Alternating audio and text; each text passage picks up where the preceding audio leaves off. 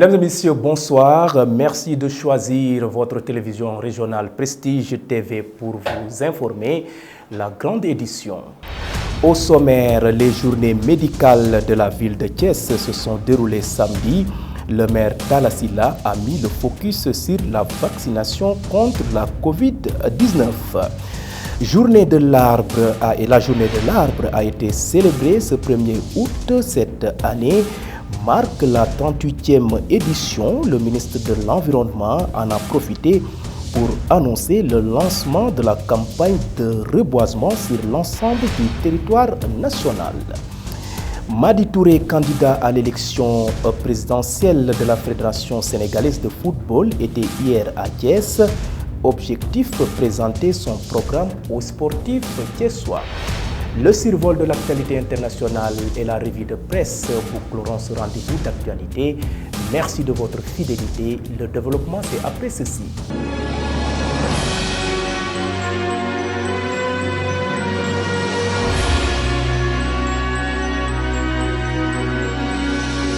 Mesdames et messieurs, bienvenue. Tout d'abord, la situation épidémiologique du jour consacrée au coronavirus.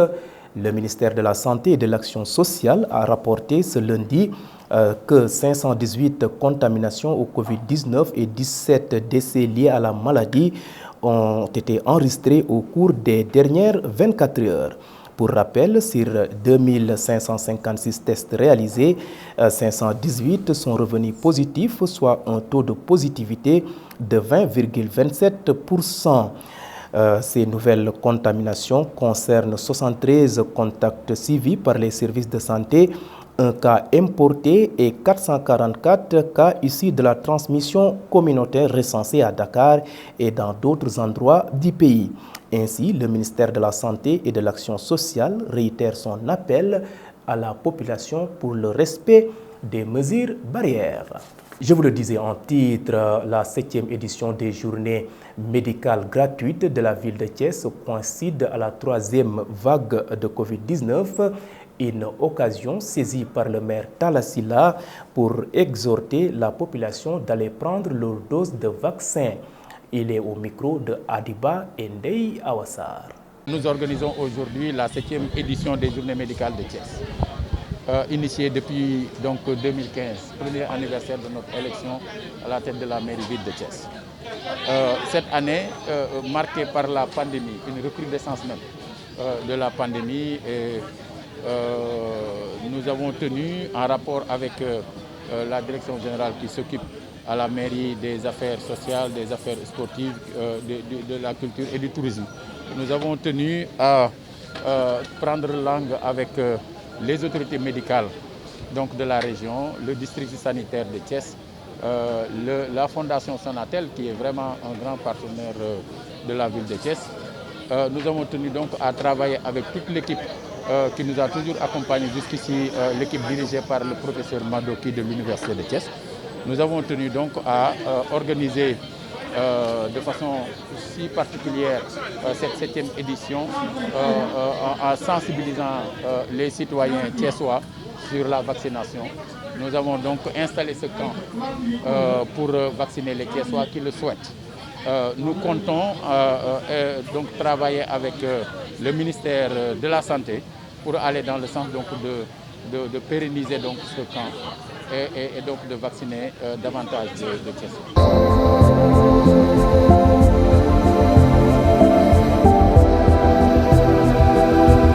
Parlons environnement en l'estar de la communauté internationale. Le Sénégal a célébré le 1er août la journée internationale de l'arbre. Cette année, le thème est la restauration des terres, source d'emploi et de sécurité alimentaire. Le ministre de l'Environnement, Abdou Karim Sall, a présidé la cérémonie. Il revient ici sur l'importance de la préservation de l'environnement. Le Sénégal célèbre tous les 1er août de chaque année la journée nationale de l'arbre sur l'étendue du territoire national. Cette année, le thème, c'est la restauration des terres, sources d'emploi et de sécurité alimentaire. Cette année, l'arbre parrain, l'année dernière, parlant de la journée de l'arbre de l'année dernière, bien sûr, l'arbre parrain, c'était le baobab. Cette année, l'arbre parrain, c'est le Khaya sénégalensis, communément appelé le Khaye Cedra.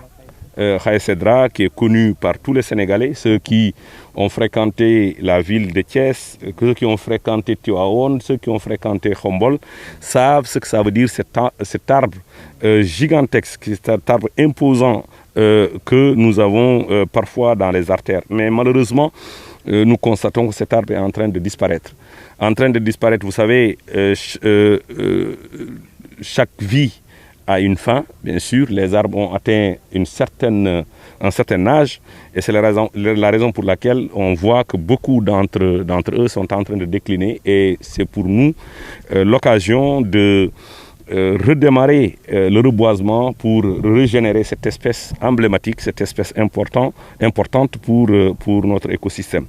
À chaque fois qu'on célèbre la journée de l'arbre, on déclenche la saison, c'est-à-dire la campagne, l'ouverture de la campagne de reboisement. Et je voudrais dire également, de manière concomitante, cette cérémonie est organisée dans toutes les régions du Sénégal parce que c'est la journée nationale de l'arbre.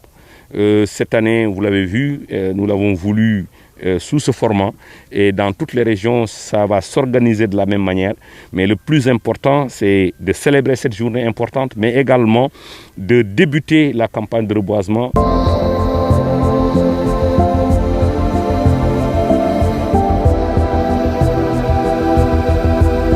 Les anciens du mouvement national des pionniers du Sénégal étaient en conclave à Thiès du 30 au 1er août. Objectif de cette rencontre, redynamiser et donner de nouvelles orientations à leur mouvement. Gorgui Diallo, leur coordonnateur, revient sur l'importance de cette rencontre. Le choix de Thiès, il est très déterminant parce que Thiès a vu le mouvement national des pionniers naître. Et effectivement, quand on a voulu faire cette retrouvaille des anciens, tous les esprits ont convergé vers Thiès parce que cet acte que nous voulons effectivement poser dans cette ville symbolique au Sénégal, c'est très important, cause pour laquelle unanimement tous les anciens ont choisi Thiès pour tenir ses premières assises, en tout cas qui permettront de pouvoir nous retrouver, parce que depuis plus de 30 ans, certains ne se sont pas vus, et nous permettre de pouvoir en tout cas échanger d'expériences, revivre les valeurs et les événements qui nous ont façonnés pour que nous soyons, jusqu'à ce que nous soyons des citoyens modèles. Et ceci aussi, nous voulons aujourd'hui l'inculquer à nos neveux, à nos fils, à nos petits-fils qui aujourd'hui effectivement ne vivent plus ces valeurs. Et effectivement le constat qui est fait aussi, le mouvement des pionniers aujourd'hui est moribond et nous voulons lui donner ces valeurs, ces valeurs d'antan pour qu'il soit un mouvement de jeunesse digne de son nom. Ce qui a été très déterminant dans cette redynamisation de cet institut, c'est effectivement de pouvoir nous retrouver, mais de pouvoir donner les expériences que nous avons capitalisées durant toute notre vie dans ce mouvement pour le réoffrir à ce mouvement que nous aimons tant et qui aujourd'hui est en train de battre de l'aile.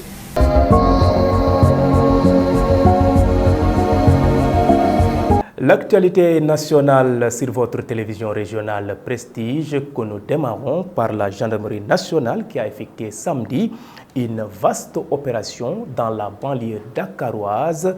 Plus de précision avec Fatou Karagey. La gendarmerie nationale a effectué samedi une vaste opération de sécurisation. Celle-ci a mené ses troupes à Tivaouane Peulh, Keur Massar, Bao, Darou Salam, Waxal Jàmm, Namora et Mawa. Au terme de ces opérations, 108 individus ont été interpellés, dont 4 pour détention et port d'armes blanches et 9 individus pour détention et usage de chambres indiennes. La poursuite de ces opérations a permis également aux gendarmes de démanteler un réseau de trafiquants de faux billets de banque au quartier Mawa de Keur Massar. Dans un communiqué rendu public, le Front de résistance nationale interpelle le gouvernement du Sénégal et lui demande de prendre une mesure transitoire permettant aux primo-votants de pouvoir s'inscrire sur les listes électorales avec leurs extraits de naissance et un certificat de résistance. Le Front de résistance nationale en appelle à tous les électeurs potentiels qui ne s'y seraient pas encore extraits à sacrifier à leur devoir citoyen de s'inscrire massivement sur les listes électorales. Une scène incroyable mais vraie s'est passée ce samedi vers 17h dans un centre d'examen du baccalauréat au quartier Nayan à Diourbel. Un jeune homme âgé de 22 ans s'est déguisé en femme pour passer l'épreuve d'anglais à la place d'une candidate. Le présumé fraudeur KM avait réussi à tromper la vigilance de tout le monde grâce à son travestissement féminin et son comportement dans la salle. Mais il a été démasqué finalement en plein examen. Selon une source autorisée, le jeune homme a été aussi arrêté et embarqué au commissariat central de Diourbel. C'était tout pour l'actualité nationale.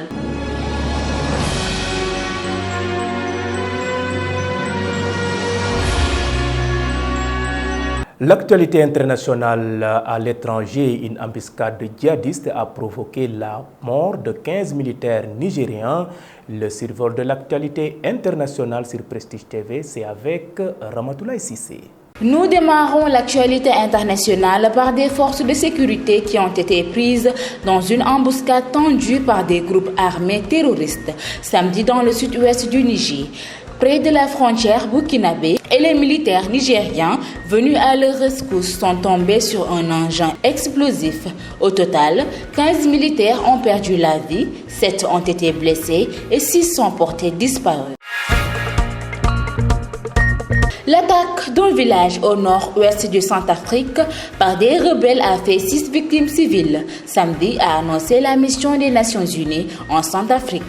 Lundi, une attaque lancée par des rebelles avait blessé un casque bleu et tué un soldat centrafricain à Obo, à 900 km à l'est de Bangui. On termine l'actualité internationale par Simone Gbagbo, qui n'est plus poursuivi par la justice internationale. Le mandat d'arrêt de la Cour pénale internationale contre l'ex-première dame ivoirienne, accusée de crimes contre l'humanité lors de la crise de 2010-2011, a été levé. La Chambre considère qu'il est approprié de décider que le mandat d'arrêt contre Simone Gbagbo cesse d'être effectif. C'était tout pour l'actualité internationale.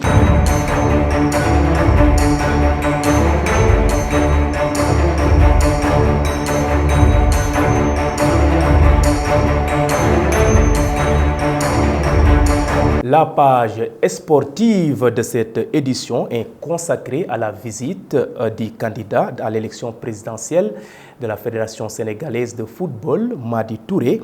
Il était à Thiès sur place. Il a exposé son programme aux sportifs thiessois. Il revient sur son programme ici au micro de Adiba. Je suis très satisfait. Je dis c'est un immense plaisir que je suis arrivé à Thiès et c'est un immense plaisir de dire que j'ai été bien reçu ici à Thiès. Thiès est ma ville. J'ai des gens qui travaillent pour Génération Foot. Et aujourd'hui, j'ai des joueurs qui sont à Thiès. Quoi qu'on puisse dire, Thiès est une ville sportive et c'est une ville aujourd'hui qui a toujours sorti de talent. Mon programme, c'est le renouveau du football sénégalais. Moi, j'ai un programme en 7 points. La nouvelle gouvernance, la nouvelle politique marketing, les infrastructures, la politique de développement, le football féminin, l'accord quadripartite, fédération, collectivité locale, État et FIFA et la politique sociale. C'est tout un ensemble aujourd'hui. J'ai dit, je dois apporter ma contribution. Cette touche est un ensemble. Nous devons avoir un football fort et pour avoir ce football fort, nous devons travailler main dans la main. Et sur chaque point, à mon humble avis, j'ai répondu clairement et honnêtement. Ce que je peux vous dire, l'ensemble de notre football aujourd'hui, quand vous me parlez des souteneurs, je ne crois pas à cela. Ce que je peux vous dire, c'est vrai, on a eu l'occasion d'en parler d'un programme commun, mais comme je l'ai dit auparavant, Saër Seck, Mbaye Diouf Dia, ce sont mes aînés. Ce que j'ai dit, je ne reviendrai pas là-dessus. Ce que je peux dire, j'ai été, je pense, cohérent.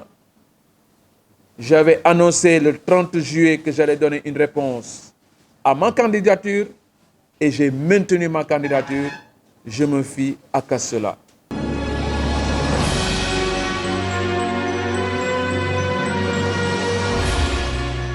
À présent, la revue de presse avec Rokhaya Dabambeng. Bienvenue. Plusieurs projets ont été initiés par l'État du Sénégal afin de faciliter le déplacement des usagers dans la capitale sénégalaise. Des projets certes bénéfiques pour les Dakarois, mais qui entravent sérieusement la mobilité des usagers. Aujourd'hui, dans Sud Quotidien, nos confrères proposent tout un dossier sur l'impact des travaux BRT, terre et autopont sur la mobilité à Dakar. Revenons à l'actu sur la pandémie à Covid-19. Source A note que le virus continue de dicter sa loi dans le pays avec un bilan macabre qui s'allonge, tandis que le soleil, lui, attire l'attention sur l'hypertension intercrânienne, une maladie à haut risque qui peut évoluer vers des complications telles que l'AVC, explique le journal. Au quotidien qui évoque la vente des matériels des CTE à des privés. Il titre à ce propos l'autre vague. Selon le docteur Babacar Niang, relayé par nos confrères, il y a un business autour des respirateurs artificiels et des unités de production d'oxygène issues des CTE démantelées à la fin de la deuxième vague de Covid-19. Delta plus meurtrier que jamais, constate en enquête, soulignant que l'inquiétude qui se confirme est le dépassement du nombre de personnes testées positives dans la capitale, épicentre de la pandémie. S'y ajoute la prise en charge de la Covid dans les régions. Une galère intérieure, titre enquête, c'est une explosion des cas à Matam. Critique signale que Delta a fait 34 morts durant le week-end et Vox Populi d'ajouter qu'à la date d'hier, 76 malades contre la mort en réanimation.